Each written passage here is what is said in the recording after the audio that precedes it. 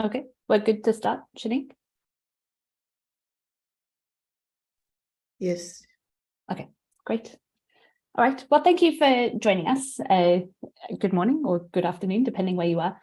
So I'm here with my colleagues from ITAD, George, Catherine, and David, and we are delivering the Monitoring, Evaluation, Research and Learning contract for the Home Office Global Serious and Organised Crime Portfolio, which funds 19 projects around the world.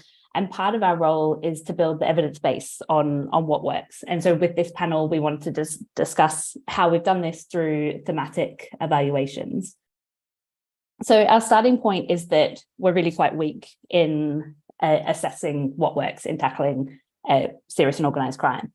The toolbox is growing substantially, and I've just put a couple of examples on this slide.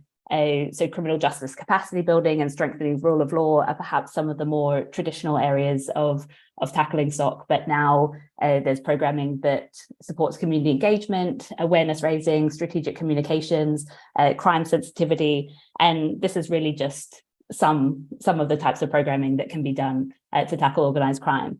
And as I said at the beginning, the Home Office portfolio, as just one example, supports 19 projects that operate across the spectrum. So they're doing programs that support resilience, that tackle some of the enablers of organised crime. There's programming on corruption and illicit finance, and then also more direct programming that tackles specific commodities or illicit flows. And while projects are engaged in monitoring and evaluation of their activities, and that's another aspect of our support to some of these projects, it tends to focus on outputs and outcomes, and there's not a good sense of the effectiveness of programming or the impact that it's having on organised crime. And there's challenges in doing that that are often discussed, that it's quite hard to measure effectiveness when what you're tackling is quite hidden, that you're not going to see that impact immediately.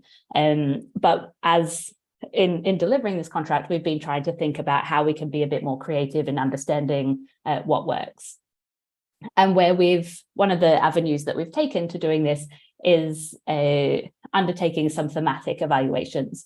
So rather than looking at projects specifically and evaluating what they're doing and how effective they're being on their own, we've been looking at a selection of interventions that engage in programming of a particular type. So they might be addressing a specific priority that cuts across countries or sectors.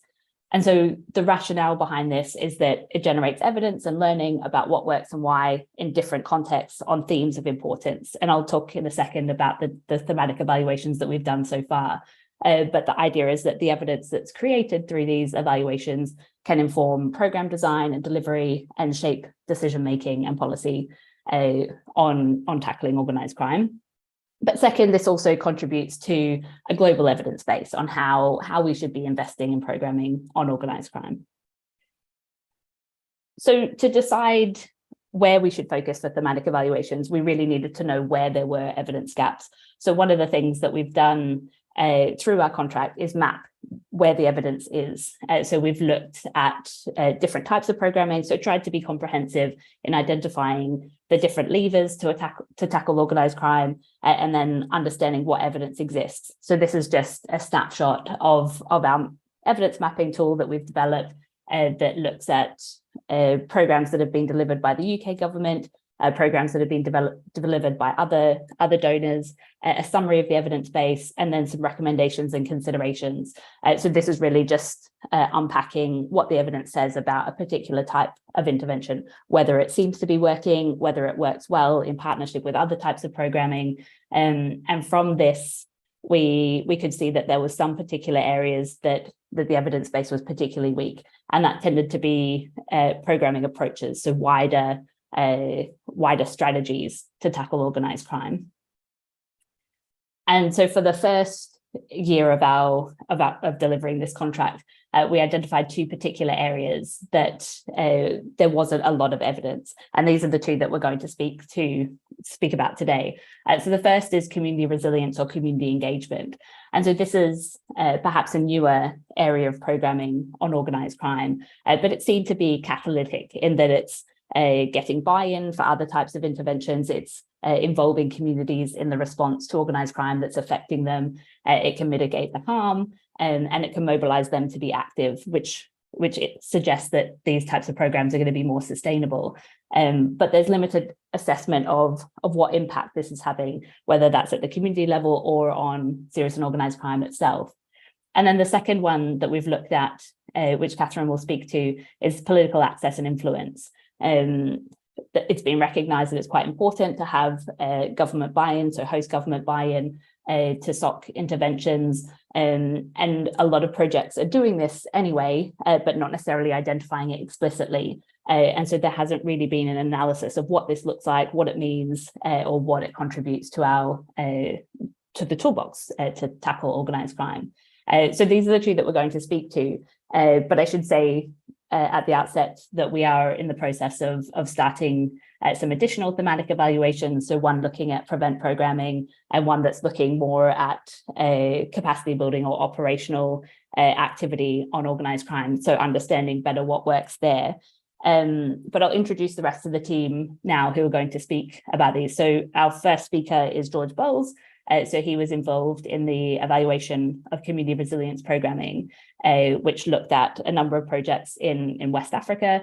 And then Catherine Flew was leading the evaluation onto political access and influence. So she'll speak about that. And then David Fleming is the project director on this contract. And so we'll bring together the learning from doing thematic evaluations and what we see as the advantage of this type of activity. But I'll pass over to George to talk about community resilience. Thank you, Sasha. Hi, everybody. Great to be talking to you. So yeah, I was going to give a fairly quick overview of the key lessons, conclusions and recommendations that emerged from our thematic evaluation looking at community resilience programming. Next slide. Thanks, Sasha. Well, thank you. So yeah, the starting point for us really was actually pinning down a bit more what we actually mean by the concept of community resilience. So we conducted a review of existing literature on the subject. So we found that although the concept of community resilience is increasingly being adopted as a response to SOC, for example, it's a key pillar of the UK's current SOC strategy, actually the concept of resilience and that of community as well, for that matter, they're imprecise, contested terms, don't really have an agreed definition. The concept of resilience has its roots in disaster management, where it's usually understood to mean an ability or capacity to withstand shocks. But when applied to SOC, there's sort of two groups of definitions. So one focuses on what the factors or building blocks are that can prevent the penetration of SOC into a community. The other group sort of focuses more on what conditions communities are likely to mobilise and oppose SOC themselves. And what we found that it seemed like the latter sort of set of definitions made more sense when applied to SOC, because it's rare you'll find a community that isn't already penetrated by SOC. So it makes more sense to focus on the conditions under which communities can and will mobilise to push back and oppose SOC. And then what we found is the sort of two critical factors which determine a community's ability to actually do that and resist and respond to the presence of SOC. One being the level of threat that SOC poses to a community. When that threat's too high, it's unlikely that communities will mobilise and push back. The other being the economic benefits and benefits in terms of power and status that SOC can offer to a community, and whether there are other economic alternatives or other alternative sources of power and status.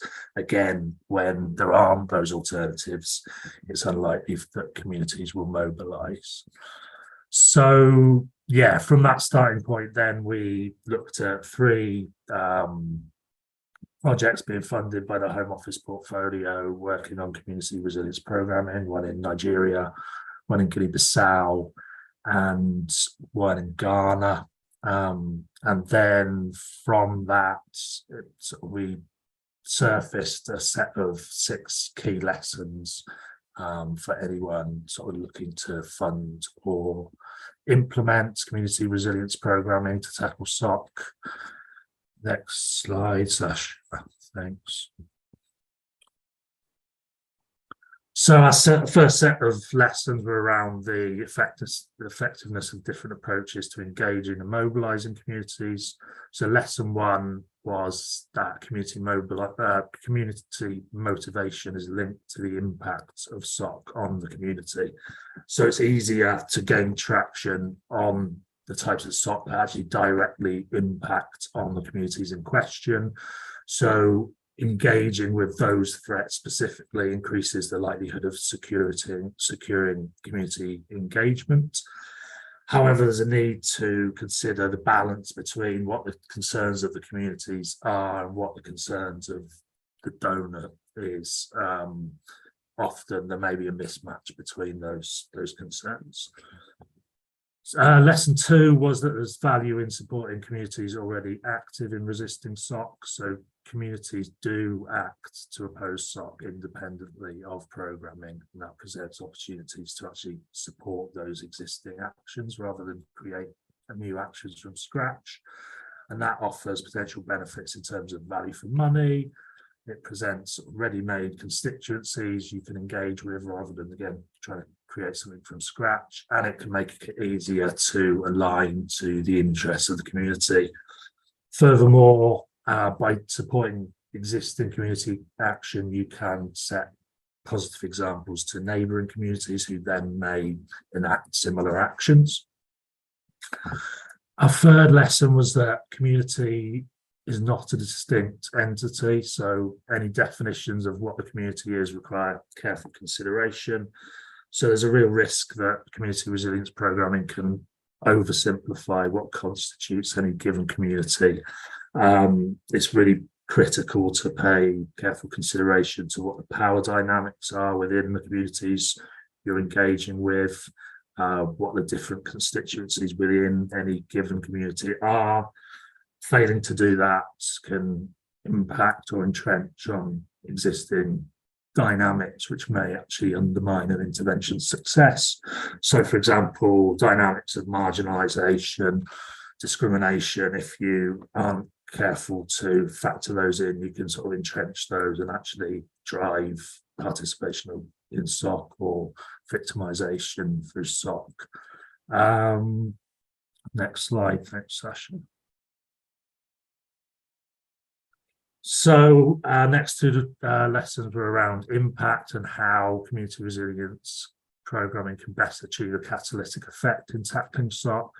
So lesson four was that programming really needs to engage with the state as well as communities. So where the state doesn't take responsibility for tackling SOC, it can undermine trust, increase frustration at the community level, which may mean that the willingness of communities to actually tackle SOC themselves is reduced, and ultimately may just drive increased participation in SOC. Also, where communities are taking action against SOC, a lack of complementary state action can limit or undermine the effectiveness of that community level action. But also when programming is successful engaging with the state, that actually can present opportunities to influence community perceptions by ensuring the visibility of that engagement with the state. You can demonstrate to communities that the state is a willing partner, and which may encourage complementary community action. Our fifth lesson was that building trust is essential to mobilise communities. So for community members to engage with programming, they need to trust the intervention team. And that may seem obvious, but in fact, it's particularly important when it comes to SOC programming, because you need to understand which parts of the community are least trusting and least likely to engage, as it may be those community members may be the ones you really need to reach to have an effective intervention. Also, in some contexts, when there's a tension between communities and state actors, that may create an inherent tension between actually linked to lesson 4, the desirability of involving state actors and the ability to actually secure the necessary trust of community members. As potentially a delicate balancing act there. Next slide, Sasha, thanks. So our final lesson was around sustainability and how you ensure the continuation of community action after program has finished. So lesson 6 was that effective risk management is essential for sustainability. So by encouraging communities to push back against SOC, that puts them at risk of a backlash from organised criminal groups and other interests invested in SOC. So you need to put clear safeguards in place to mitigate against those risks. Our case study projects, they seem to have managed those risks well, but in part that may have been because ultimately the organised criminal groups didn't actually deem those interventions to be a serious threat, which lessened the risk of reprisals against people involved. So what you find is that in the case of sustainable community action, that may then heighten the risks faced by those involved, because it's then seen as a threat that's not going anywhere by organised criminal groups, and then they may be more inclined to enact reprisals. So effective risk management is really essential for achieving sustainable and impactful long-term results.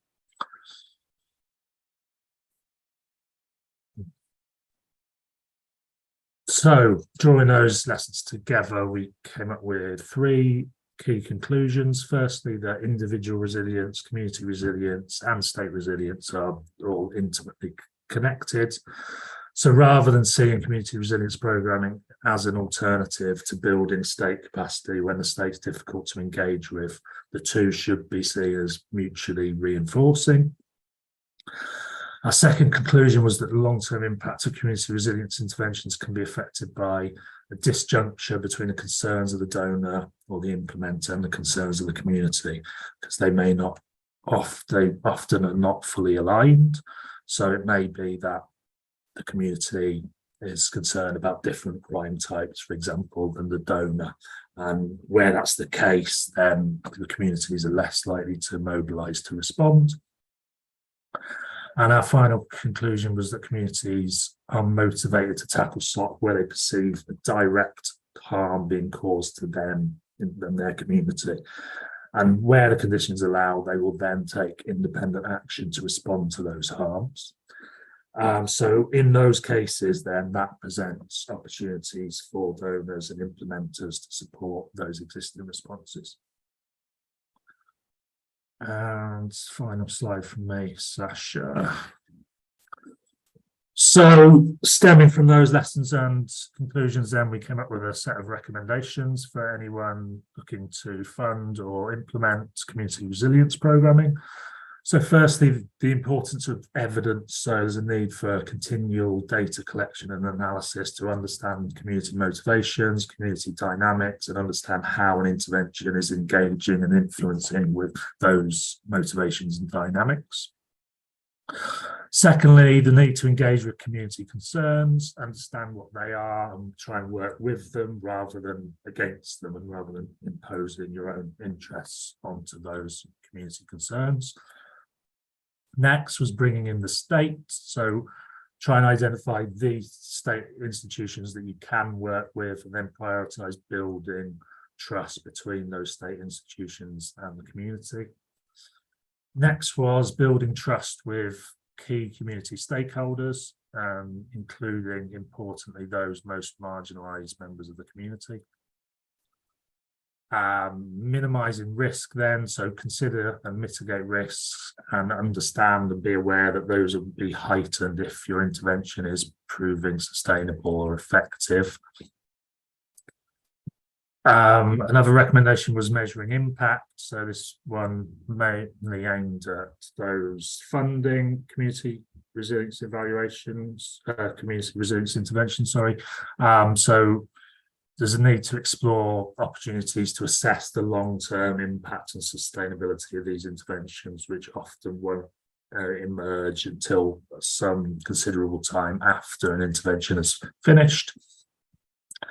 And then finally, consider employing participatory approaches to assessing results. So actually involve communities in monitoring and understanding what has been achieved, which will enable you to reach better judgments. And that's all from me. I'll pass on to Catherine. Thanks, George. Hi, everyone. So as Sasha mentioned at the outset, I'm going to talk about a thematic evaluation which we conducted on this topic of political access and influence. Again, as per the evaluation which George has just spoken about, this was conducted for the UK Home Office's global portfolio of projects on serious and organised crime. And this is a centrally managed portfolio managed by a team in London with projects in different parts of the world tackling different aspects of SOC. And those people in the portfolio were keen to understand whether and how serious and organised crime programming is influencing the approaches that key stakeholders in partner countries take to tackling serious and organised crime. And in looking at whether and how projects designed to tackle specific aspects of serious and organised crime may also provide wider operational or strategic benefits to other parts of government, through, for instance, building relationships with partner governments on SOC, or increasing insights and situational awareness and understanding of SOC drivers and dynamics, which can be picked up on through other aspects of activity and programming, or by providing entry points or open doors for engagement with new stakeholders and, again, new types of SOC activity. So our evaluation was designed to respond to that interest, and we focused on 4 contexts, which were Ecuador, the UAE, Turkey, and West Africa. And we also looked at some existing wider evidence beyond those 4 countries. Thanks, Sasha. Next slide, please. So first, I want to briefly talk about what we mean when we use this term of political access and influence, or PAI. So in seeking to combat serious and organised crime, we are seeking to promote change. And to a large extent, we're seeking to promote changes in the attitudes and behaviours of various types and groups of stakeholders and institutions, including changes which are at the operational level and at the policy level. Such change can't be imposed. It's not something that can be externally imposed through projects. Ultimately, it rests on decisions by actors who have agency in that context, on changes in their attitudes and motivation and behaviour. And so political access and influence, which we refer to as PAI, is about gaining access to, engagement with, and influence on those individuals and groups who have the power and agency to act alongside, in this case, the UK government, to achieve shared objectives. And why is it important to generate this kind of access and influence to key stakeholders? Well, it can have both operational and strategic benefits. So having influence over key stakeholders is often a central part of making progress towards the specific outcomes of that project or programme. But also, as I mentioned, relationships reinforced through programmes can bring insights, respect, or open new doors that can then be used to pursue wider goals. Thanks, Sasha. So what did we find from our evaluation? So in brief, we found that there is evidence that projects on specific aspects of SOC can contribute to influencing target stakeholders' policies, strategies, approaches to serious and organised crime programming, but that they do so alongside other UK government assets and activities. So they're one part of a contribution to change.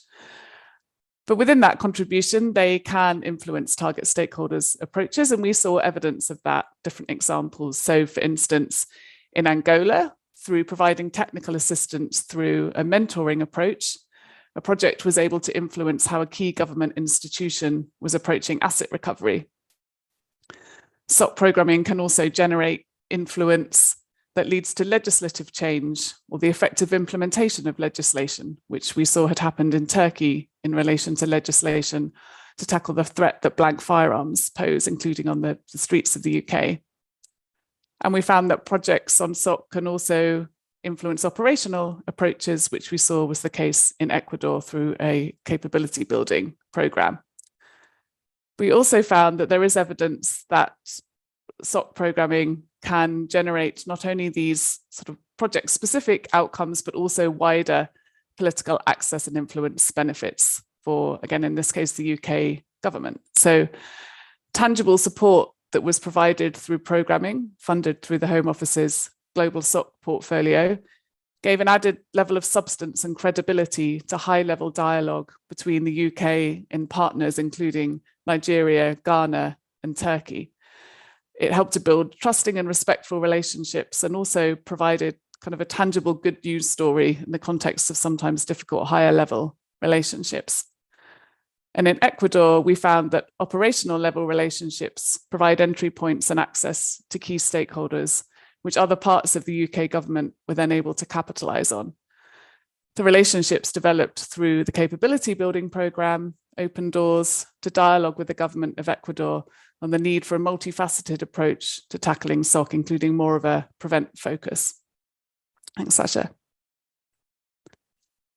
However, we also found that the potential for projects to generate political access and influence wasn't being maximized, and there was a mixed picture in terms of the extent to which projects were factoring in considerations related to political access and influence at different stages within the project cycle. So in terms of context analysis, this is really crucial to enabling projects to be grounded in the political reality of their context. So combating serious and organized crime is rarely, if ever, a technical challenge alone. It always requires challenging the interests of stakeholders, and it therefore requires thinking and working politically in a politically informed way. So projects need to be grounded in an understanding of their political economy context, and to think about questions such as who has power and agency in this context, what are their interests and incentives, and how best can we engage in order to bring about positive shifts in their attitudes and behaviours, and therefore their wider approaches. So we found some examples of projects being informed by good political economy analysis, but found that this wasn't widespread. We also found a mixed picture on the extent to which the potential for projects to generate political access and influence was being factored into project design, project selection, and reporting. So overall, there is scope for programming to make a stronger contribution to levering political access and influence if it's clearly and explicitly designed to do so.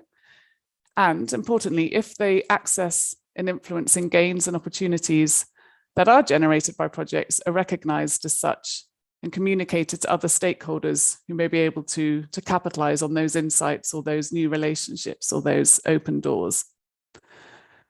So based on the findings presented here, we developed a set of conclusions and recommendations for the global SOC portfolio, but we also developed a wider set of lessons which appear more broadly applicable beyond the SOC portfolio.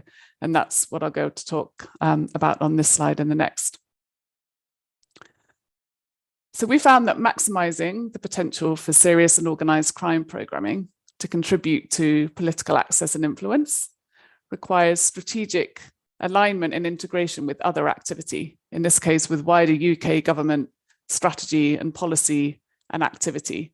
And that's what creates kind of an enabling environment for SOC programming to be able to generate political access and influence, which can be of wider benefit and catalyze wider change on serious and organized crime.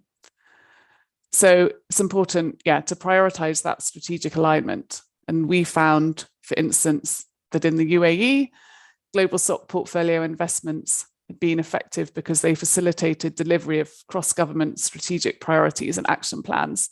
And similarly, in Turkey, there was cross-government alignment between clear strategic objectives.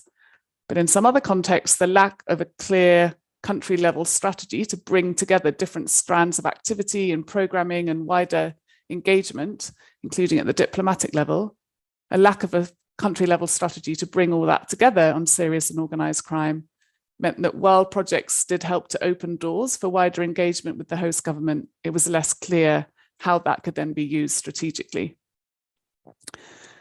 We also found that it's important to consider your positioning. in a particular context. So for instance, in West Africa, a particular project generated insights on serious and organised crime dynamics, but because the UK government didn't have a significant presence in that particular country, it wasn't clear who could then act on those insights and benefit from that access, or that insight rather. I've touched on it before. We also found that cross-government communication and thinking and working in a political manner is vital. So different departments and agencies present within a particular country need to be in touch with each other, coordinating their strands of activity and enabling each other to benefit from their political access and influence gains. And it's important to maximize synergy between staff working at the project level and at the policy level. So there is potential for SOC projects and programs to open doors for wider cooperation with host governments on tackling SOC and similarly other priority issues, but this depends on taking a coordinated and joined up approach and being constantly alive to the changing political dynamics within a context. Thanks, Sasha. Then we had a second set of lessons, which is around project design and delivery. So if designing and delivering a project which has specific SOC objectives related to influencing, and we also want to look at the extent to which SOC programming can have wider political access and influence benefits, then it's important to ensure that the intervention is politically realistic and can work in that political context. So this links back to the importance of analysis. And a key point is the importance of not assuming that technical inputs alone, such as trainings or workshops, will lead to significant change. It's important to really understand and dig into the drivers and incentives of the stakeholders that you're seeking to influence and how to influence them towards change, not only to build their kind of technical skills and understanding. And part of that is about adopting a partnership approach. So developing political access and influence is all about relationships, and relationships built on trust and respect. And we saw different ways in which such partnerships can be developed. So one example that we saw in Turkey was around building a strong partnership approach through taking a joint approach to identifying needs and solutions in relation to serious and organized crime. So there was a project designed to tackle the movement of illicit goods across Turkey's border, which was jointly designed with the Turkish police.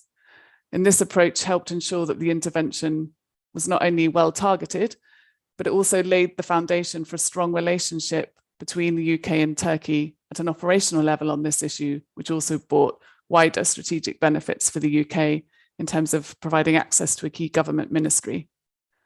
We also found that sharing intelligence where it's appropriate to do so can help to build a partnership approach because it really demonstrates trust and commitment to the partnership.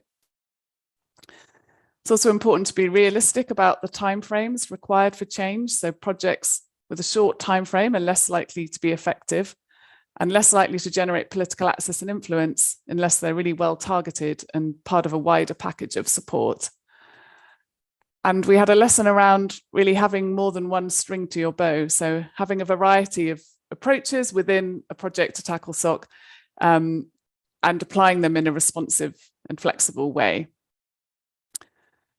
And we surfaced some lessons around considering which type of implementer is appropriate to work with and through in a particular context when designing and delivering a SOC program and given the desired type of change. So in some very sensitive contexts where the context and the issues are particularly sensitive, we found that where projects were delivered on a peer-to-peer basis through UK government officials working with host country government officials, that could be an effective route to building relationships with counterparts and to building access and influence. But we also saw that it's important to consider also the role that civil society might play. So civil society, actors implementing serious and organised crime projects may be able to build certain different types of relationships that government agencies wouldn't be able to do, and to generate particular kind of insights and situational awareness, which might be of wider value to other parts of the UK government, for instance, in this case. So cross-cutting points here are really the importance of undertaking initial and ongoing context analysis, knowing the political economy, and having a clear theory about how your programme or other activity will contribute to change. But marrying that purposeful approach to project design and delivery with also being adaptive and opportunistic. So when political access and influence is gained, it may open new doors, new relationships. You need to be able to be flexible and adaptive to then take advantage of that, or to take advantage of enhanced situational awareness that might have been generated through a project, for instance.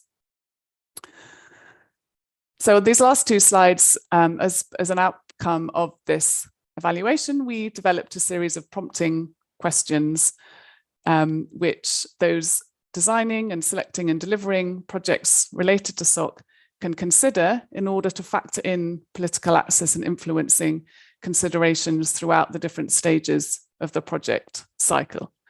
So here we cover strategic alignment analysis and project design. So the importance of understanding overarching priorities in a context, who has agency and power in that context, what their incentives and values are, and how best to influence them. And then really thinking about this point of how to make sure that projects are realistic within that political context, and that you have a clear idea about how the project will deliver change, including through generating and leveraging political access and influence. Thanks, Sasha. And the final slide is more in relation to monitoring and adapting. So questions there to consider in order to support the tracking of the context and the tracking of the building of political access and influence. And there's a question included there about doing stakeholder analysis. So at the beginning, it's important to analyze your stakeholders and maybe develop an engagement plan for how to engage with them, but that will likely need updating as the context changes and as you begin to generate political access and influence. And then some points there about the importance, as I've said before, of information sharing, and then of sharing learning as well, and contributing to the evidence base around what works and what success looks like in this particular area of political access and influence, which, we're starting a conversation on this today. Thanks, Sasha. I think over to you actually now, David. Thank you, Catherine. So I've just got one slide of some concluding messages, just sort of wrapping up on this theme of thematic evaluations and the value they can provide in building the evidence base around what works in SOC programming. So just sort of stepping back, first of all, when we started this contract a couple of years ago with the Home Office, we were confronted with a fairly weak evidence base around the effectiveness of interventions across the portfolio.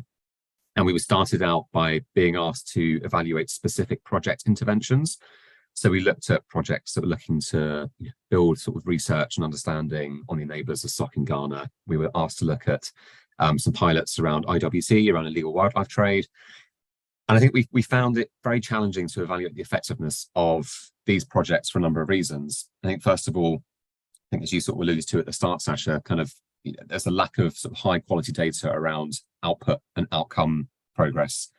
Quite often these interventions, there are sort of quite sensitive stakeholder relationships that we found it challenging as external evaluators to come in and engage with.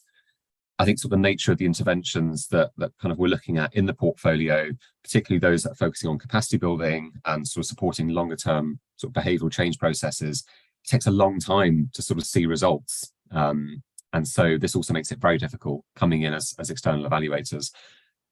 And I think also it's not necessarily helpful for UK government and the portfolio to evaluate interventions in isolation, particularly when the UK is sort of seeking to tackle specific SOC priority issues or threats with a range of interventions that, maybe sort of tackling upstream sort of challenges and drivers and enablers, but also then sort of more sort of pursue and disrupt approaches. And so kind of looking at sort of SOC as part of broader change pathways, maybe a more helpful sort of approach to sort of building the evidence around what works. I think also sort of considering that SOC is, it's a very complex problem, a sort of wicked problem that does connect with other sort of issues and wicked problems around CT, around hostile state actors, foreign policy, environmental challenges. So what we've wanted to do, I guess a few months into our contract, we sort of stepped back and thought, let's take a different approach to sort of trying to build the evidence base around what works. And so we introduced the idea of thematic evaluations. And as Sasha said at the start, these focus on a specific issue, and they're kind of more learning focused. And they sort of seek to understand kind of what works when you take different approaches to tackling a particular sort of SOC threat or issue across a range of different contexts. And so we've conducted, as Sasha said, 2 evaluations on community resilience and PAI. We also conducted one in a different contract, looking at conflict prevention and peace building a couple of years ago. And we found across those 3 evaluations that the real value, I guess, is in a few things. I think, first of all, the kind of thematic evaluations help us sort of deepen our understanding and the evidence around what works and doesn't work, particularly in sort of newer or under-evaluated areas. I think community resilience and political access and influence are 2 such areas where there is just a dearth of evidence around what works. So taking a thematic evaluation, looking at a range of approaches, a range of case studies, can help us sort of deepen that understanding and that evidence base. Taking a learning focused approach, so sort of learning sort of over accountability with an evaluation, where we've sort of taken both a retrospective look at kind of what's worked with different approaches so far, but also kind of a more forward look as well around what are we learning, what sort of practical insights and lessons and recommendations can we derive from what we're seeing so far that can inform programming and strategy and policy. And I think also kind of the value of the thematic evaluation approach is sort of taking a bit more of a sort of a wider sort of systems look at kind of a particular issue. And what we've done in a number of these thematic evaluations is we've built a conceptual framework around how we think change happens. And then we've tested this framework in our evaluation through a range of different evaluative techniques. So it can be sort of using outcome harvesting techniques, where you're sort of going out and sort of seeking kind of what are some of the outcomes changes that we are seeing, and how can we work backwards to sort of see what were the factors that contributed to that. So that's sort of part of the approach we took in the PAI evaluation. Or perhaps more contribution analysis techniques, where you've got a theory about how change happens, and you're then sort of trying to trace that story of the contribution of your SOC program to the observed changes. So we've sort of found that, you know, these valuations have been immensely valuable, I think, for these reasons. And I think in terms of sort of the final point, in terms of use, I think it's maybe still fairly early days with the community resilience evaluation. I think we hope that the kind of the lessons, the findings that George presented are going to be sort of used to sort of inform sort of the design of sort of future community resilience interventions in the portfolio. But with the PAI one, I think we've already seen quite a lot of engagement kind of in the findings, in the lessons that Catherine has presented.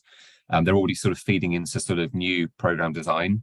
We're sort of taking a number of the lessons and recommendations to improve how the Home Office SOC portfolio is designing and monitoring and evaluating its projects from a PAI lens. And I think it's a really excellent example, I think, of sort of taking a more innovative approach to assessing PAI, which, you know, is, as Catherine has said, is really central to supporting sort of programs deliver kind of SOC outcomes, but also something really important for feeding in and connecting with wider HMG strategy. So yeah, I think kind of, you know, that learning focus for us has been a really key success, I think, of the thematic evaluation approach. And I think it's been really important in connecting programming also with kind of policy and the work of UK political colleagues. I think something that Catherine and I heard at a learning event a couple of weeks ago, sort of someone said, you know, you can't projectize your way out of these challenges. And I think that's kind of a really important point for sort of taking more of a sort of a wider sort of systems look at some of these issues. And thematic evaluations, we found, are a really useful way of trying to sort of build that evidence base. So I'm going to hand back, Sasha, now to you, I think.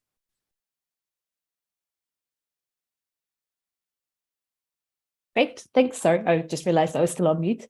Thank you all. I think from George and Catherine, it was a really good opportunity, I think, to show just the richness of the data that came out of the 2 thematic evaluations that we've done so far, and I think it highlights just how useful they are as a tool for unpacking some of these strategies to tackle SOC. And David, that was really useful to bring that back together in terms of what this means for the evidence base and how we're trying to build that and to I guess increase conversations about what's working and what's not working.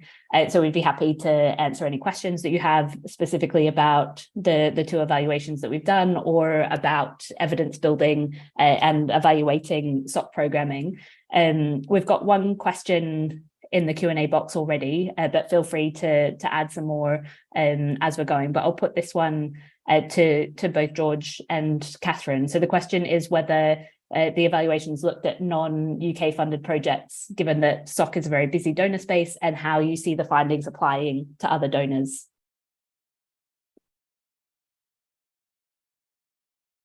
Catherine, you want to? Sure. Yes. Thanks, Sasha. And yeah, thanks very much. That's a really interesting question. So within the scope of these particular, well, I'll speak for mine, I'll let you speak to yours, George, but in the context of the thematic evaluation on political access and influence, in terms of the scope and the parameters of that, we really were focused on projects specifically funded through this UK government global SOC portfolio. And we didn't explicitly look at funding or programming funded through other donors. What we did do was recognize that actually even within the UK space, it is a busy space. There are projects happening within this portfolio, also within other parts of the UK government funding different projects on SOC. And we looked at kind of the synergy and integration, or in some cases, lack of programming from this particular portfolio with that wider picture. But we do also recognize, of course, it is a busy space. There are other things happening as well. But I do think that the findings that we generated, particularly around the importance of strategic alignment and integration between different parts of the UK government's activity, would also apply to other donor countries or other governments funding programming in this space. I also think that the underlying points about the importance of political economy analysis and developing politically informed and interventions that are feasible in a particular context, I think have a really broad applicability. So I think actually the lessons that we presented have real relevance to other parts of UK government programming, but I would see them being applicable as well in other contexts, whilst recognising that in order to really get under the skin of what's happening through other government funding, evaluations specifically looking at those would be of added value and further building the evidence base on this. But no, in short, we didn't look at other governments funded SOC projects, but I do think that the findings would be, and the lessons would be broadly applicable to other spaces. Thanks, George.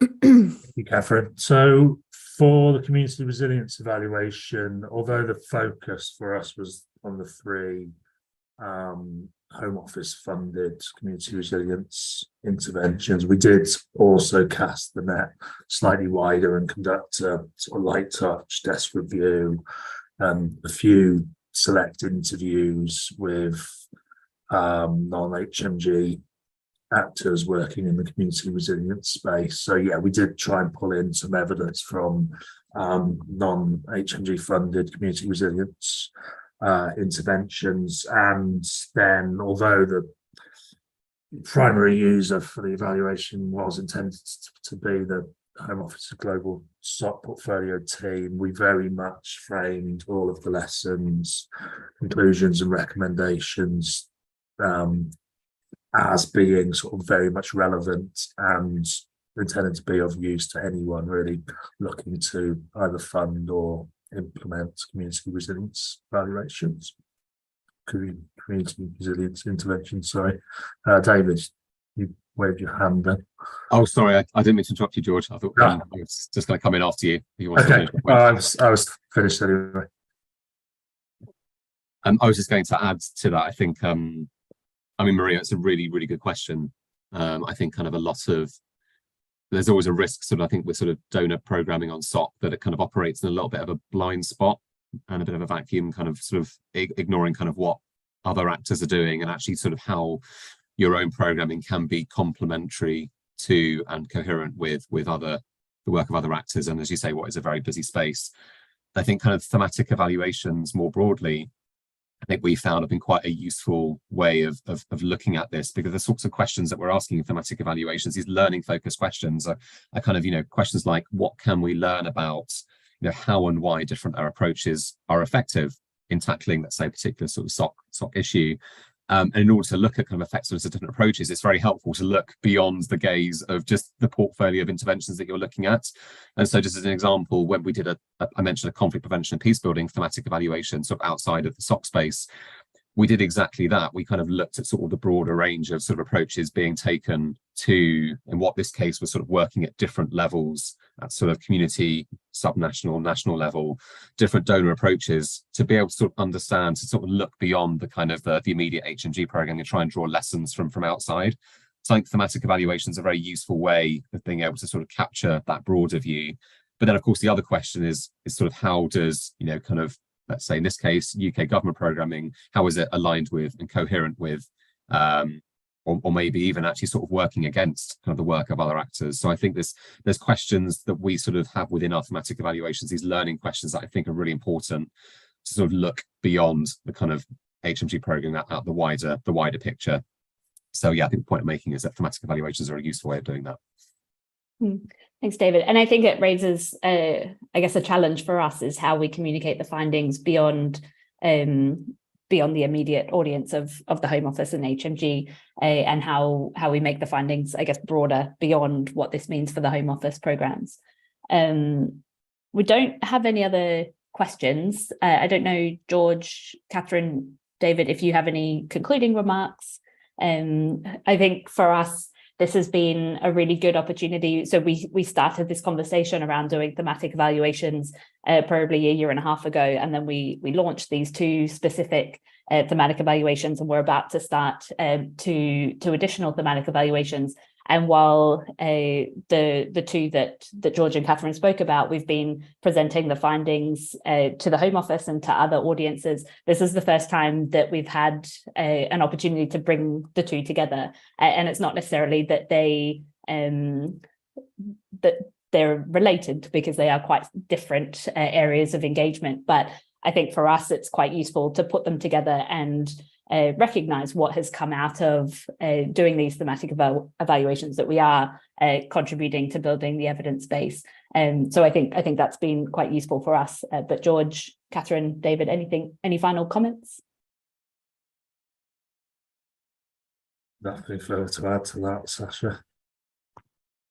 Thanks, Sasha. Great. All right. Well, we might bring it to a close there, but thank you for joining, and thank you to George, Catherine, and David for your remarks. Thanks, everyone. Thank you, everyone. Thank you. Bye.